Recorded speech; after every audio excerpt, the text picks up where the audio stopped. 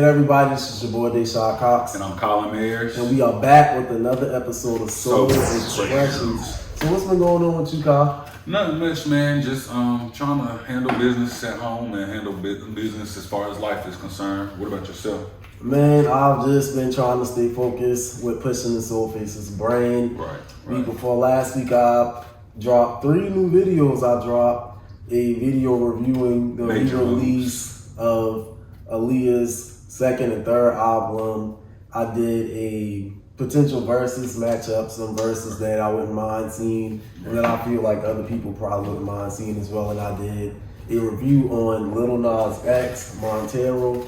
I thought the album was real dope. I enjoyed it. I thought it was a real good album for him to be pushing it the way he did with his marketing and stuff. I think he did a really good job with that. And that's, I feel like it helped. I agreed. I feel like it helped. I feel like it definitely helped to get him charted. I know a lot of people out there already have some feelings about his stage presence and how he goes about doing things just because they feel like it's a gimmick. But if you pay attention to the music and to the songs that he's putting out there, you'll understand that he's actually a really talented artist. Yes, my sentiments exactly. I said the same thing in my video. You know, like, if you thought that he was a gimmick, if you take a good listen to the album, you will definitely see that he's more than a gimmick. He got the skills. Yeah, he got the content. You know, he actually got flow. Yeah, he had put out it was like a little TV show type thing the day of the debut, and I can't find it anywhere on YouTube anymore. But it had concerts that he done for the show that I hadn't seen before. But he's literally like a pop star. Like he's headed that way. Yes, and that's what I got from the album too. It's like you couldn't really categorize it to one particular genre because you had, like you said, some pop views on there. You had some hip hop. You had a little bit of everything, and then some of the features that he provided. You had that feature from Doja. You had a feature from Megan. Right. Like he pulled in some heavy hitters. Miley Cyrus too. I wasn't really. You know, that one kind of took me by surprise. But I like Miley Cyrus. Surprised. Oh yeah, I love me some Miley Cyrus too. I guess being that he worked with her dad, I guess I'm not surprised. Right. You know. Right. Yeah, I like her. I like the song that he had her featured on. I feel like where he pulled the people in was exactly where he needed them. He brought Megan in for his shit talking. Doja Cat, the song that he had with her, he explained that the reason he picked her and the reason he liked her is because he admired her work ethic. He saw how she was becoming a star. He saw how hard she worked on her body and stuff like that. And so he said that inspired him to get in the gym and do stuff. So the song about Scoop, you know, the lyrics, you know, I've been working on my body. Have you ever seen a nigga do Pilates? Like, he pulled the people in for the songs that it fit perfectly to me. Yeah. So yeah, he did a good job with that. Yeah, so we're going to get right into this episode, man. Raising Kanan Season 1. Right. Man, I'm going to be honest. We talked about Raising Kanan, well, the coming up to Raising Kanan. I think it was in like an episode 6. Because we hadn't done a show since it came out, have we? No. Oh, wow, that was crazy. We were so excited to see what it was going to provide, and then I feel like it definitely gave us what we wanted. It was definitely better than I expected, and I'm just ready for season 2. Who's your favorite character? My favorite character. I already know. Who's your favorite? If you had to pick one, who is it? My absolute favorite character in Raising Kanan gotta be Rock. Right. Why? Because of her style, how she carries herself, or like Patina Miller, you know, who plays Rock. I just feel like she is everything. I feel like this was like her first time like on TV because I didn't know that she was a Broadway actress. Oh yeah, I didn't know that either. Yeah, so she brought a lot of range to the character. I feel like she bodied it from. I feel like she's already a gorgeous woman, but it's the jawline for me. Man, say it. Kanan. No, you ain't saying it right, but whatever. Go ahead. Okay, go ahead. I don't know. I think you just caught me off guard. Kanan. Cause see, when I like to mimic her too, but when I mimic her, it's like not thinking about it when I do it. Yeah, he always said I'm an on key thing. I'm a I think I am. I don't know. But anyways. But yeah, it's just her attitude, her aura, her sex appeal. She got, like I said, she got that accent down pat. Yeah, and she just. It's just no words to describe. Like her character is made up. Yes, the work that she put in this season. Who's your favorite character, Colin? I really don't have a favorite character on there. If I had to pick one, I'd probably say like Jukebox, and that's because I feel like she's the only one that's not dumb, like as far as like the way the characters are set up. Because I know with them being like some of the first people to do what they do as far as like in the drug industry and stuff like that, this season's really to show like all their mistakes and things like that. So everybody seemed to like, when it comes to family, if your family is not on one accord, that can cause a whole lot of strife. That's why like you have to have things in plan and stuff like that. And I noticed how like Patina or Rock was, having Kanan do certain things, Kanan thinking he the man, and he don't know nothing yet, and right. The uncle's just as dumb, so it's like... And then I feel like she tried to keep Kanan sheltered, because in the beginning, when he was trying to get into those stuff, and he was just like, you don't know what you... She didn't want that for him. Yeah, like, you don't know what you think you know, and Jukebox basically told him that too. I think it was either like the first or the second episode, but... Yes, as the season continued, Jukebox definitely became another favorite of mine. Yeah, but she had the most sense. Everybody, I would have sent her to do a lot of the work that you're not from where I'm from. Yeah, but I feel like in season 2 we gonna definitely see her more in action. I feel like they're gonna pull her in a lot more. Lulu is also my second favorite character. He's the second most level-headed. Like when it comes to the show order, it's like it's Jukebox, Lulu, and that's it. Because everybody else is like, I feel like all the other characters are for themselves. Like right. From Marvin to Kanan to like, and I know he loves his family, but it's still like you're not thinking when you're doing a lot of stuff, and you're making sloppy moves. But I guess it's because this is fresh. So I'm hoping it changes up, like they kind of, get a better game plan. Now, A lot of the stuff they did to me, they did do a good job, especially like with putting the hole in the floor to make it easier for the drugs to go from level to level or whatnot. And that also brings me in. Symphony helped a lot, Yeah. Even though he wasn't like a main very character, he definitely helped a lot. As well. And I feel like a lot of the roles that were kind of laying low, like I would say underrated, especially Jukebox as well. I feel like in this second season, they're going to really pop out more. Yeah. What I really enjoyed about this season as well is the fashion. Like they were really, I'm not sure who the creative directors or wardrobe consultants are, but y'all keep doing y'all thing. They bodied the time period. Yeah, they definitely bodied the time period. I mean, I was born in 91, but of course I wasn't there, for the fashions and stuff like that. But I feel like they bodied that. The song placements that they used throughout the episodes, they were very, I can't think of it, but the song that Nicole and Jukebox sang at the deal. That's the name of the song they sang when they were recording. It's by the deal, but it's two occasions by the deal. I felt like that song was a perfect song to like for what they were using it for, is showing like the little love aspect and stuff like that, and them recording, and then it being the year that it was. I feel like it was the perfect song for that time, and for Marvin when he found it, the fact that it was that type of song and the way they were singing it caused him to flip out the way he did. Like they put a lot of thought into the little things, I feel like. Yeah, the little small details. Yeah. But I'm excited for season 2. I'm definitely excited for season 2. Also, I like Unique's character as well. Yeah, I think he plays the role really well. I don't like him because to me he's the bad guy. I mean, they're all bad guys, of course, but he does what he does. He plays that villain character. Yeah, as the season progressed, his character got a lot better. Wow, you feel like that? Yeah, as far as like performance wise, because he's a rapper, Joey Badass. Right. He's a rapper. To see him in that acting transition be able to transition from from rapper to actor. That was pretty. I liked his I like that he has, to me on the show, he has a short fuse. Yeah. He thinks, like, he has good sense because he knew a lot of the stuff was like, oh, that's Rock doing that. You know, he has good sense, but it's like that fuse. Once again, with it being fresh on all them, a lot of them, you can tell that they have a lot of growing to do in the little drug game or whatnot, you know, but I feel like they wrote it good. That's how it was supposed to be. Yeah. Season finale was dope. Right.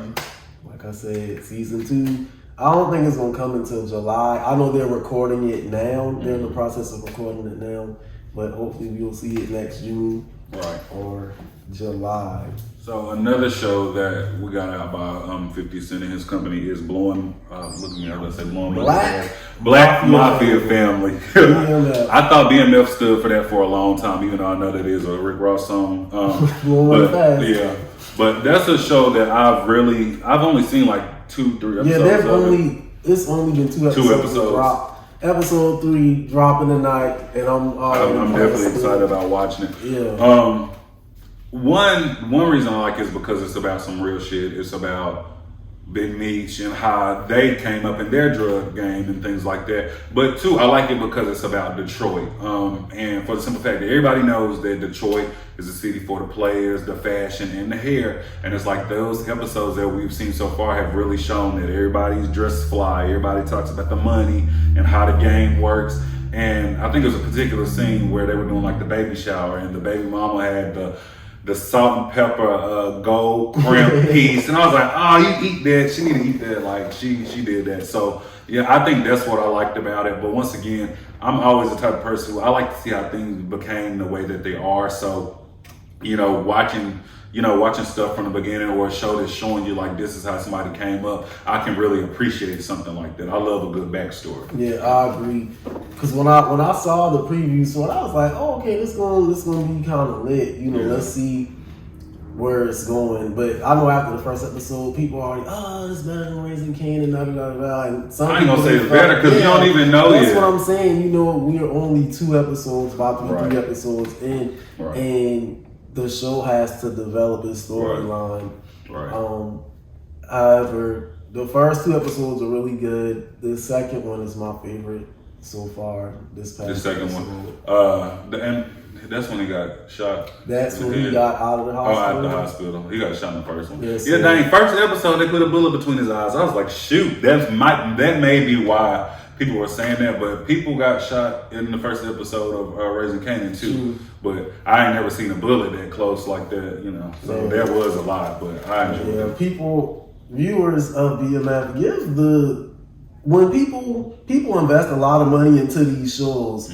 So when they invest this money into these shows, then you want the shows to have some longevity. So if shit ain't popping off in every damn episode, it's supposed to be like that. You gotta have a filler. I feel like everything can be popping. You have to. If everything's popping, you're not getting a chance to understand why things are happening the way that they're happening. You need to see some.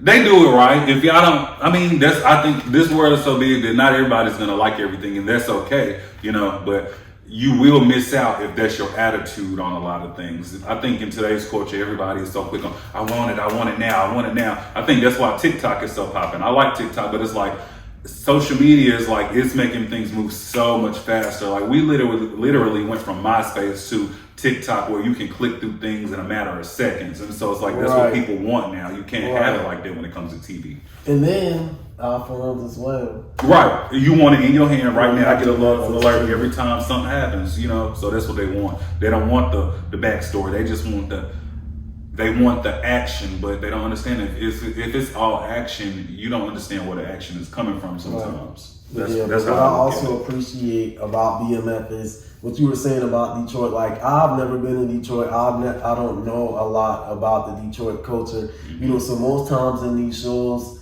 you know, it's like New York, LA. Right. You know, that's kind of Miami, cities that everybody Atlanta, here and there. Yeah. You know, so to have a whole another city that's made such a big cultural impact, you know, finally getting the limelight.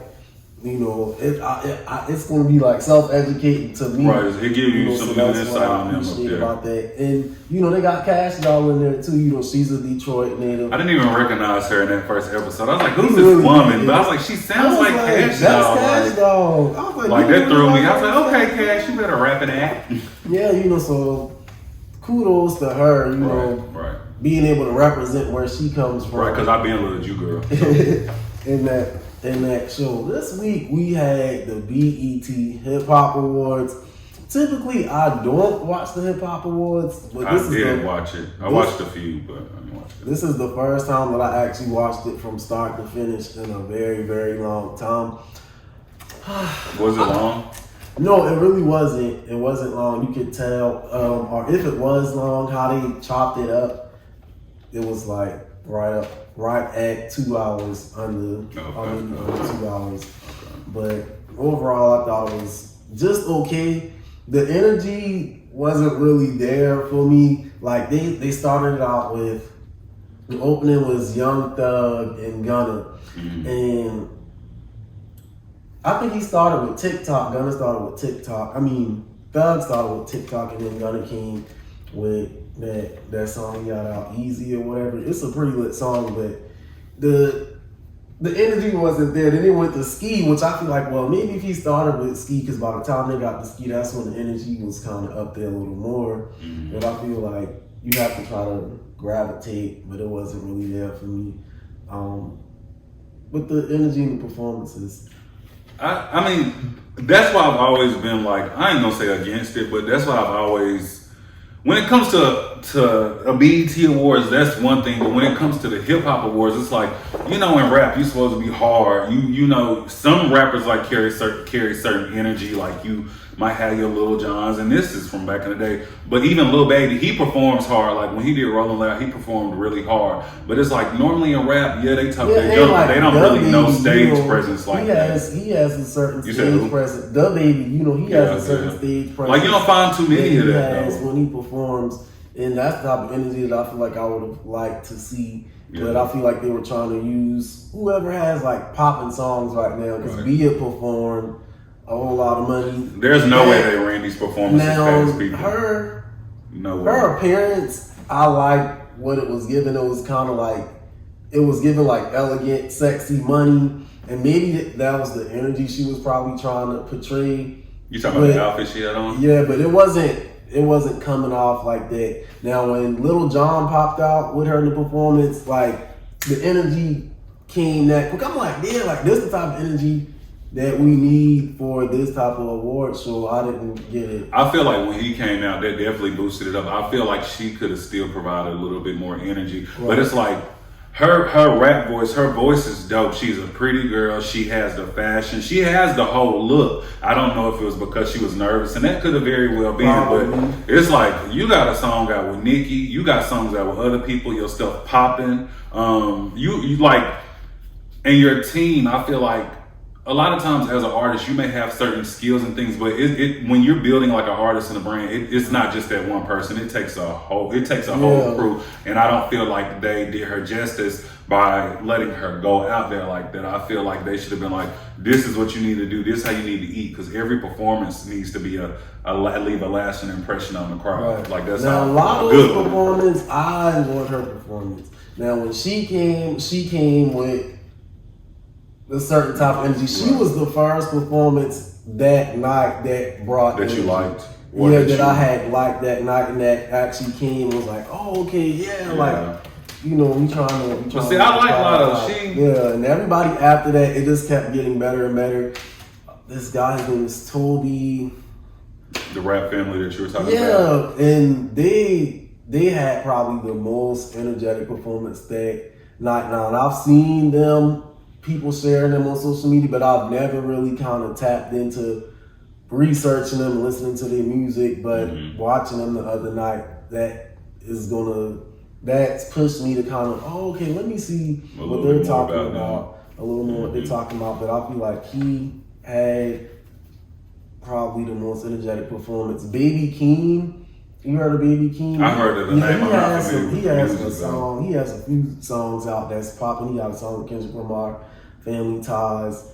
he is a really good performer. Now, I've been seeing people post about him and his album, and just off of his performance alone at the awards, I'm like, oh, okay, like, let me see. Good. Yeah, it's just like it's a lot of talent that's still out here, right. But sometimes they're just not really given that exposure that they need to push them. I feel like them putting him on the BET Hip Hop Awards, that's gonna really help get him out there more. This guy, his name is Isaiah Rashad. He had a pretty good performance too. I've been seeing people post about him too. I just have to. It's so you naming people I never heard before. Yeah, that's why I know artists and stuff that's out. And I guess I'm so stuck in my ways of listening to what I'm used to listening to. I have to push outside the envelope, right. To tap in. But it's also about how to figure out who these people are, right. Or where it is, because depending on where you like. I think one of the big things that's changed is like, you remember how we would talk about the fact, or you would tell me like we would go out of town with your cousins and then you would find, or Lay came back and brought a new song to you. Like back in the day, we didn't have that social media, so it was harder to get music. And even though we do now, and you can get something from somebody in LA in a matter of milliseconds, it's still like based on where you are in logistics and the other things on social media, that determines kind of what traffics into your area or what y'all listen to. So even though we have those devices, it's still sectioned off by, culture of where you're from. I feel like that. So that might be why we don't necessarily know about all them like that. Yeah, but as far as the awards go, I feel like all the awards were fair, how they issued them out, who won. Mm-hmm. Meg and Cardi, they won Song of the Year for a while. All right. Do you think that was because of the song or because of the song and the controversy that came with it? Because it made such a big... I feel like it was for both, because it really, when it dropped, it made like this huge impact, so the controversy definitely plays into it. Right. In the video, and I think it got Video of the Year. Yeah, it got Video of the Year as well. Tyler, the Creator, he had won Best Hip Hop Album of the Year, which I feel like was very well deserved because I listened to the project from start to finish, and you could tell that he took his time with it. Okay. And it's a quality project. Not only did he win that award, LL Cool J, he has Rock the Bells. Rock the Bells radio is on Sirius XM, and I think it's like a foundation as well. So he created his own award called the Rock the Bell Cultural Influencer Award. He gave it out? Yes, and Tyler, that was cool. Tyler the Creator was the first person to win that award because he feel like what he's done and what he's doing is shifting the culture. Rocking the bells. Yeah, so I feel like it was that's what's up. I didn't realize that, but that's what's up. Very, very well deserved. Nelly got the I Am Hip Hop Award, which I feel like well deserved because Nelly, when I think about Nelly, he played a very huge impact in music in our childhoods. Right. And a lot of times people they forget, because we move so forward, just with time in general. So a lot of times people just forget until you hear a song come on the radio. An event and they playing some old school music now. And his performance was lit. Nelly, I really don't want to consider him a part of the performances, but he probably had one of the best performances that night. He came up at the end after they performed? Yes, he was the last performance of the night. And it just sealed the deal. Like, he did a whole bunch of his songs. The energy was there. Like, it's 2001. This man is in his early to mid 40s, and he out there performing like he's in his 20s. Like, it's 2002, going ham. And it made me feel my age, and it's just like, he love talking about how old he getting. Jesus Christ, I hate it. But it's just like, he deserved that, and he definitely made his stamp in hip hop culture. History, Yes, I agree. I definitely agree. Some projects that I'm looking forward to coming up. We got Insecure. I'm excited for that one. Series finale. It's kind of bittersweet that it's coming to an end. And I remember when I first started watching it, and click. What got you like that? Yeah, it got me within the first episode, and each season it got better and better and better. And I think this is season 5 that's coming up. This past season 4 was lit from start to finish. I feel like it was flawless. I think they all been pretty like. Yeah, but that you can relate to her shows. I feel like people can relate to them. Yeah, season 4 definitely. So we gonna see what it's talking about. It's premiering on October the 24th. So I gotta get my HBO subscription. When the new season comes out, I would definitely suggest going back and watching the Coachella episode. I'm not really sure what season that was, but I think that was it. I think that might have been season. It wasn't the last one, but either season 2 or 3. Yeah, it's either that was season hilarious. 2 or 3. That was hilarious. But yeah, that's definitely one of my favorite. Yeah, one of my favorite episodes. Out of the entire show, but hopefully she got something else brewing. I'm pretty sure. Well, she has that rap show. I don't know if it's a rap girl show or a hip hop show, but I know the City Girls are a part of it. Issa Rae has a lot of things and stuff, going on. Yeah, I think I did. I don't know. I think I did hear about. Yeah, I heard about it on Instagram, but yeah, I'm excited for. I feel like with her and the way she came out and, starting on YouTube, doing the show herself, and it just shows you how you can grow if you push yourself and if you have that potential to, be great or whatnot. So, real inspirational, real black excellence. Yes. Power Book 2, Season 2, coming out next month. Looking forward to that. I feel like it just went off, but I'm really excited for that too. That did. It ain't been that long. That did come on this year, right? Don't give me the line. I think it was the end of the shit. I don't know. Beginning of the year. Yeah. I don't know. Either way, it doesn't feel like it's been that long. I'm just glad we had shows to go in between. It had to be that year because I feel like when it kind of went off, that's when Snowfall came on. Snowfall. Yes, Snowfall came back when that finished. And then you got like Raising Kanan. So it ain't like we haven't had anything to watch. It's just when shows come out, I just be like, y'all need to keep recording because I just want to keep watching. Like I know stuff is in seasons, but I like the storylines. 50 Cent really has a great group of people. Courtney Kemp and all them, like they really do those shows justice. Like I want you to know from the bottom of my heart, I appreciate it. I appreciate quality TV, especially quality black TV. But yeah, kind of shook the internet up just a tad bit, not too much. Everybody pretty much loves Summer Walker and what she did. Oh, okay. What she did with Over It, she dropped 2 years ago, and she released that she announced that she is releasing her sophomore album. Finally, people was begging her to drop new music. And she dropped a couple of EPs since Over It.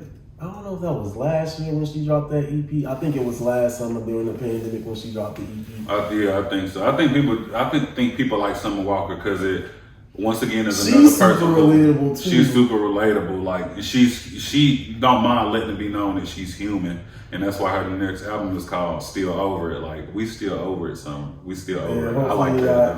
Hopefully it tops what she did before. I saw somebody on Twitter talking something. I can't wait for this album to come out so I can sit in my car and cry. Like, people are dumb. Like, she survived. Yeah. Her voice over certain tracks. It's just like, it's kind of soothing. It's like a sexy, soothing R&B type vibe that she gives, and I like her. I really didn't know about her in the beginning. I was a big SZA person or whatnot. And so when she came out, I didn't really pay attention to Summer Walker like that. But I said, let me try it. And but when she dropped basically at a time when the control hype had finally kind of died down a little bit. Kind of died down. All that broken clock stuff had died down. Yeah, because that control pushed through for a good minute. What's your favorite song on the Over It album? On Over It, Tonight. Okay, Tonight. Yeah, I feel like that song is so short. It's like 2 minutes and 30 something seconds. And I'm like, why is this song so short? I'm hoping, what I want from you, Summer, on this Still Over It album, I'm hoping that most of these songs are at least 4 minutes long. 4 minutes?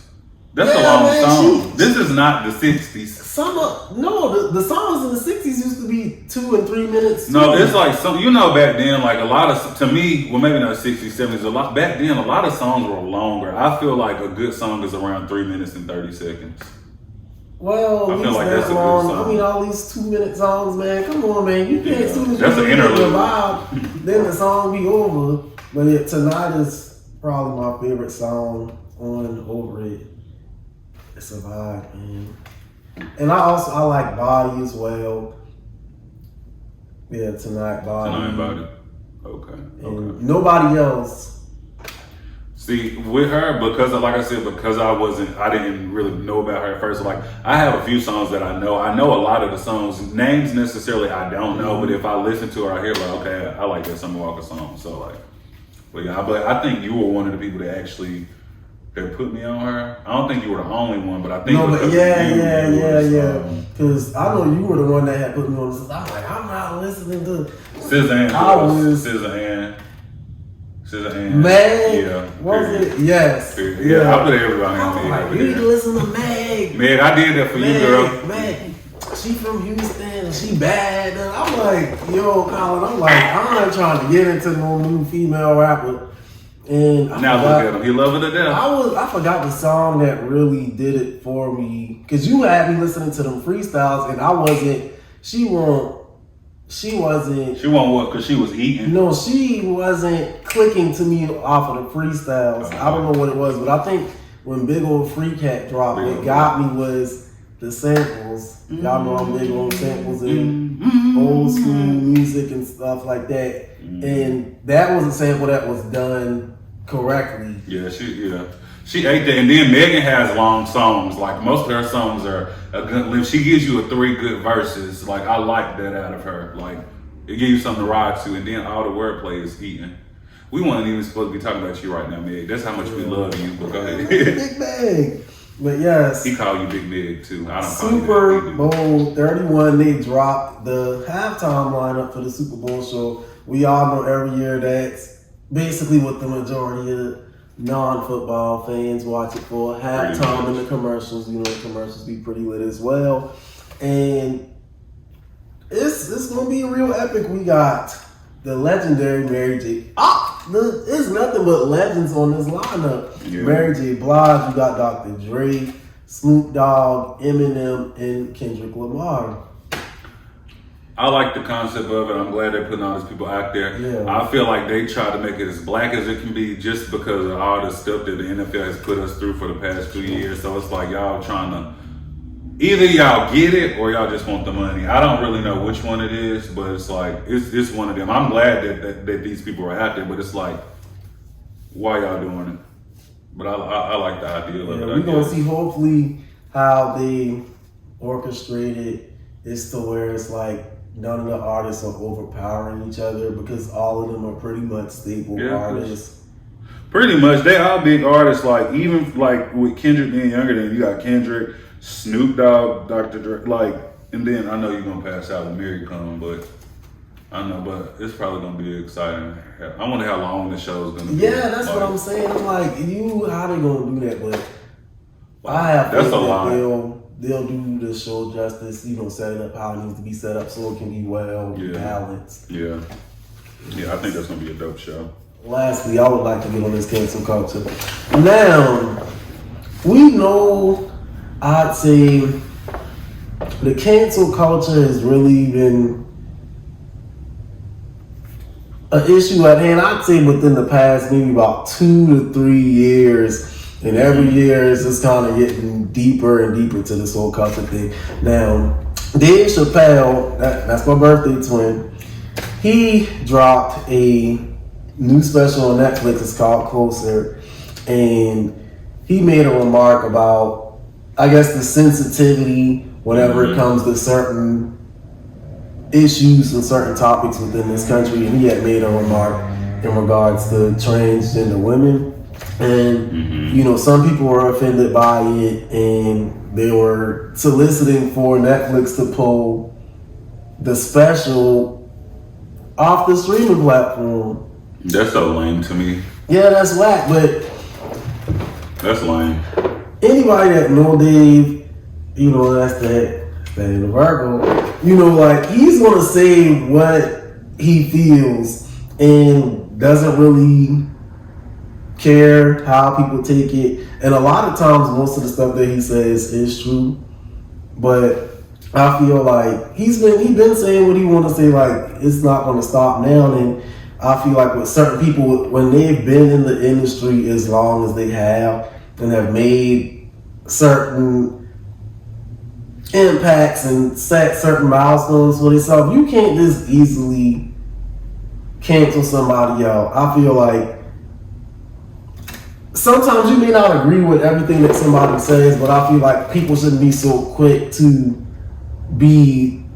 take offense. Now, granted, some things may be offensive, but I don't know. I mean, yeah.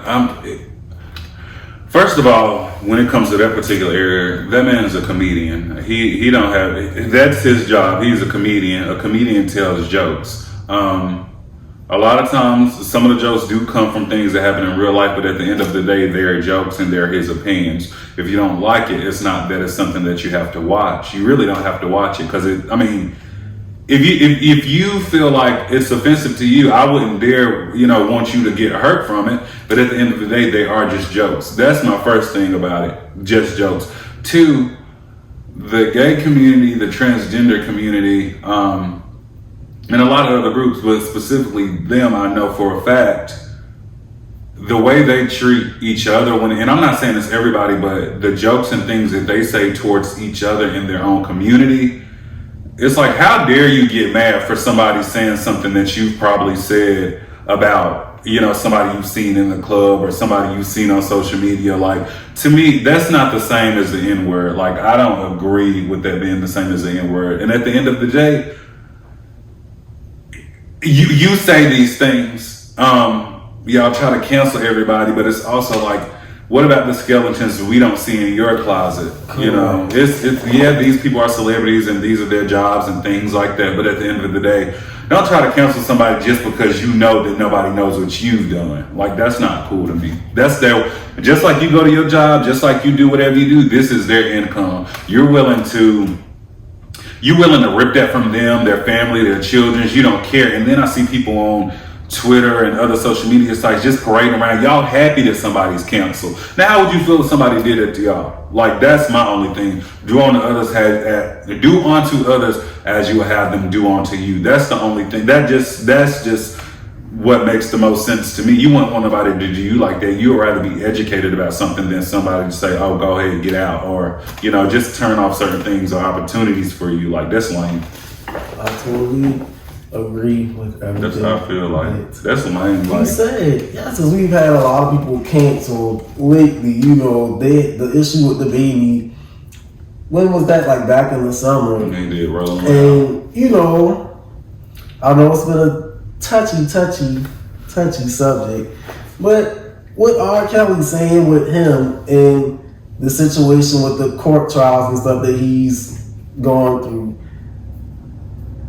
the man has been convicted, so I think YouTube pulled two of his official channels that he had, his Vivo and the R. Kelly TV, so they pulled it from YouTube, and somebody sent me something last night. I was just like, they might pull his music, off of streaming platforms, and it's just like, dang, now, like we were saying, the people, they have their jobs and then they have their personal, what they do outside of what they do in their jobs. Now, granted, the allegations, and this is coming from a diehard R. Kelly fan. Anybody that really knows me knows, like, I'm R. Kelly down to the bone. And I have been, like, since a child. Now, I would be delusional as a diehard fan to be like, oh, he's completely innocent, or he hasn't had some dealings in any of those accusations that he's had. I'd be delusional to say no. Does it make it right? No. it doesn't make it right. A crime is a crime. Right is right, wrong is wrong. Now, when they dropped the documentary 2 years ago, Surviving R. Kelly, and it was really kind of an eye-opener for me because I didn't know about some of the past traumas that he had dealing with being sexually abused and things of that nature. So it kind of makes sense, with some of his actions in regards to the pedophilia. Does it make it right? Hell no. I'm against pedophilia and all of that stuff too. But I personally know how to separate the art from the person. I just can't, I'm saying for me personally, I just can't cancel out his music like that. And maybe it's just different for me because I'm connected to the music differently. Like, I'm a music lover and I just love good quality music. The man makes good quality music.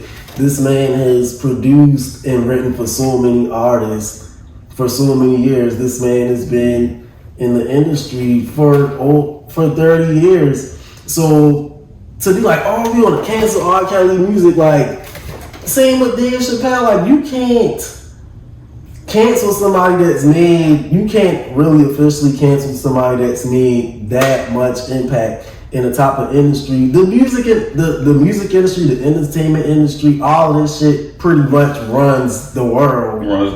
And then I think that's why they do it, because those big companies, they don't want to be canceled, so they'd rather whoever their consumers are complaining about. I feel like they're like, oh, we need to do this because we don't want to lose money because these people aren't okay with that. And I just think about like I said, I don't know exactly what R. Kelly's done. I'm pretty sure a lot of it wasn't right, but at the end of the day, I think about how many people were probably pulled out of dark times because of some of his music that motivated them. I know everybody's kindergarten graduation for a while had I Believe I Can Fly, right, and I'm the World's Greatest. All those songs and things that he put out that have pulled people out of certain places. I feel like, yeah, you do have to be able to separate the artist from the music. A lot of people don't want to do that because I feel like a lot of people don't like to see people win. A lot of people like to say, oh, see, I knew it wasn't true. I knew he wasn't this type of person. I knew this was going on. And it's not just about R. Kelly. And I think that's why he was so emotional, I think, when he did that interview with Gail. Mm-hmm. When everybody made a mockery of it, I only saw maybe like 2 parts of it. I ain't seen it. I just seen the GIF. So I think I watched maybe like, because it's broken up in different sections, so I watched maybe like 1 or 2 parts of it. But I think that's why he was, getting so emotional. Mm-hmm. But like I said, even with his actions, I'm not justifying his actions, but I feel like with the situation, everybody kind of like played the blame game because it's him. Like, oh, and let's just push everything on him, and nobody kind of wanted to take responsibility for what they played into the situation. I want to kind of watch my words because I don't want nobody to take what I say the wrong way. Yeah. But that can be anybody, the parents that was involved, the staff, people in his inner circle that was involved, that if they knew that stuff was going on, it could have been in the 90s, early 2000s, it could have been down two days ago, but he been locked up, but nobody wants to take responsibility for what they played into it. And hearing the different accusations and some of the stories that I did come across, I feel like a lot of those situations could have been avoided. I feel like people start to talk now. Yeah, so if you had one encounter, and let's say, oh, you felt threatened or you felt uncomfortable. Okay, I can understand that, or you didn't feel comfortable to leave at that time or whatever, cool. But if it's a second, third, fourth, fifth encounter in regards to the same situation, when do you take responsibility for saying, okay, like this is something that out loud, because if it was something that you were totally against that first time, you would have never allowed it to happen a second or a third time. Right. Or was it because it was who it was that you agreed to it because you wanted it, because you saw what could possibly come with it? But, you know, when it didn't go the way that you thought it was going to go, or when things turn, it's like, or you see people coming out about it, so it's like, oh, maybe I can get something if I do this too. Not saying, once again, that he's not wrong, but it's just like, everybody has to look at the part that they played in the situation. Yeah, like, it's not, I can't just like say, oh, that one person did all this by themselves. Yeah. And like you said, I feel like as I'm getting older, like I like the like you were saying earlier about the show.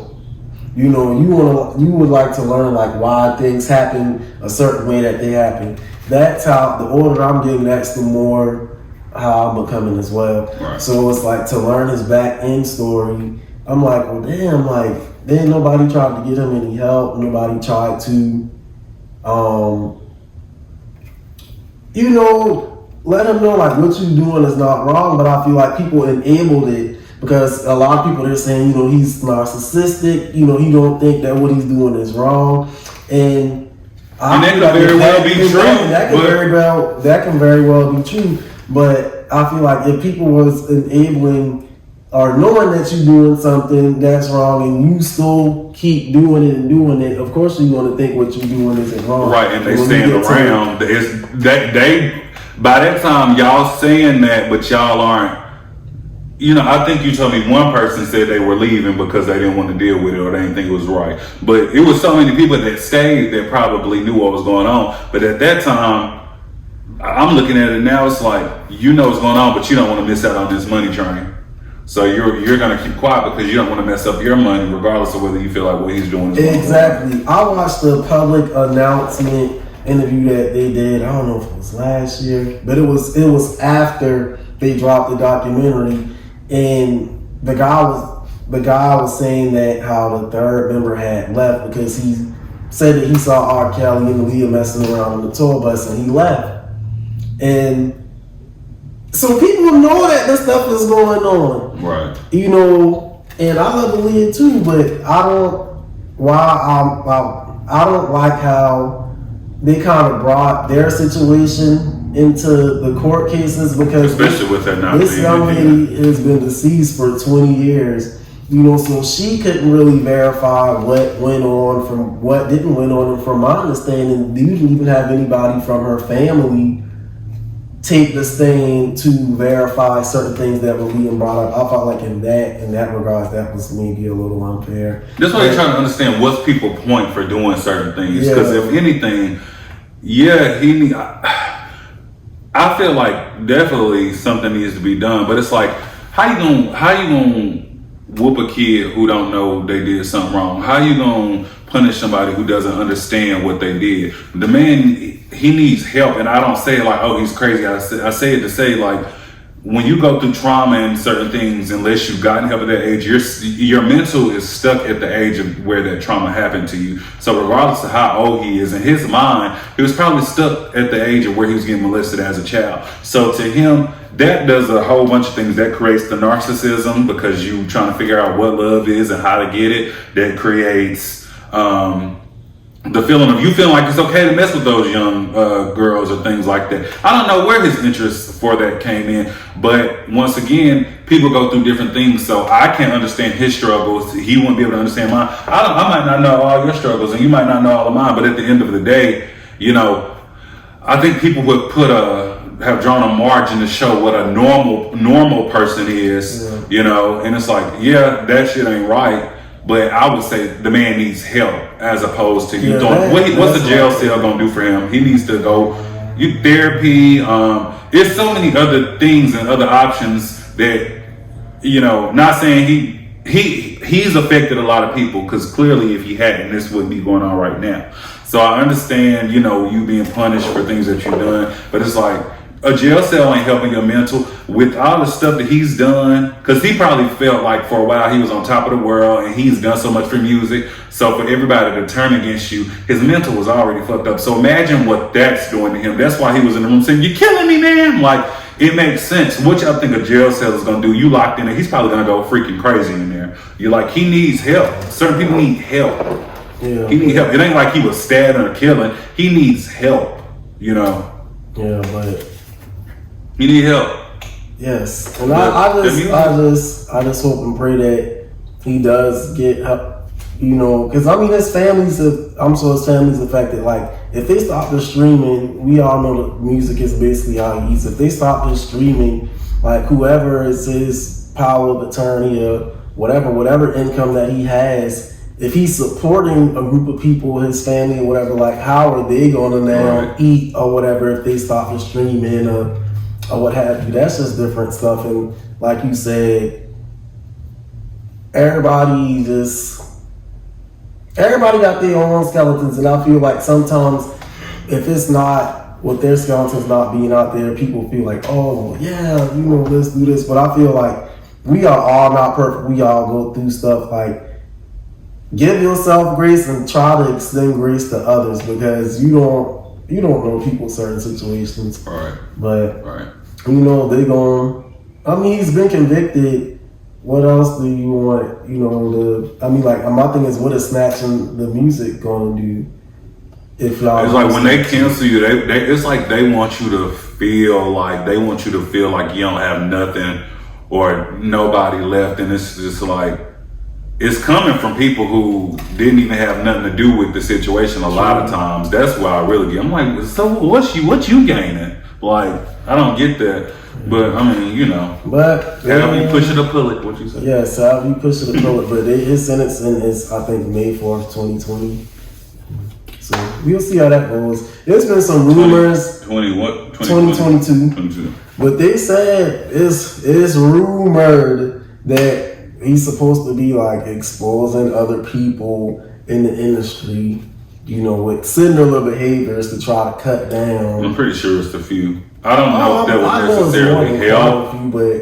I don't know if that would necessarily help us as a culture, but I mean, I feel like that is a narcissistic trait. Not saying he would be wrong for it, but like if you're doing it because now you got caught, then it's like, because that's just gonna give so much backlash to black music and black culture to make it seem like, now y'all claim to be so great and this and that, but look at you. You have people on TV drugging people. You got people in music drugging people. It's like that would be it would kind of shed a negative light on the culture. But maybe he's feeling like y'all don't give a damn about me, so why should I give a damn about y'all? Like, I mean, hey.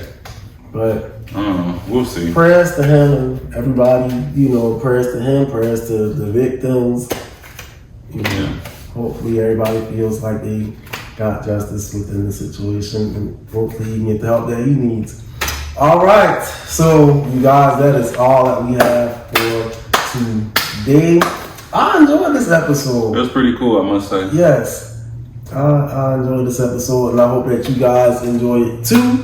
Make sure that you guys subscribe, like, share this video. I'm Deshaun Cox. And I'm Colin Mayers. And we're going to catch y'all next time.